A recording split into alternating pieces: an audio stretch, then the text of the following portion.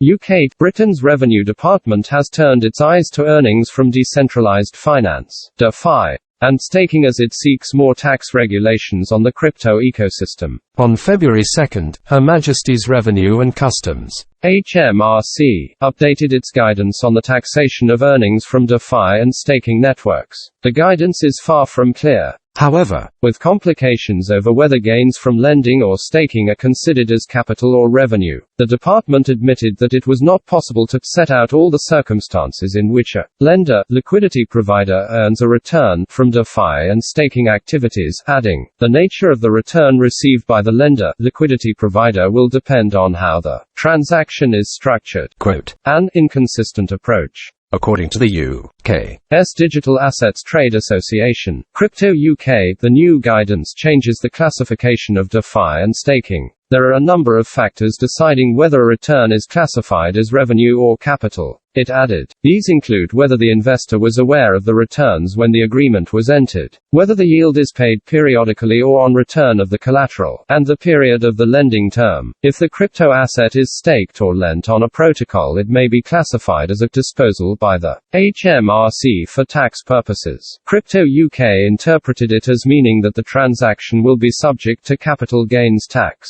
reporting at the moment the token leaves the user's wallet, even though control still lies with the user. Executive Director of Crypto UK, Ian Taylor, said that HMRC treats crypto assets as property for tax purposes, adding, "This inconsistent approach by HMRC creates friction, adds undue reporting requirements for the consumer, and creates tax compliance confusion. Stock lending is not taxed in the same way." The new guidance gave a couple of confusing examples on how users can determine the nature of their earnings.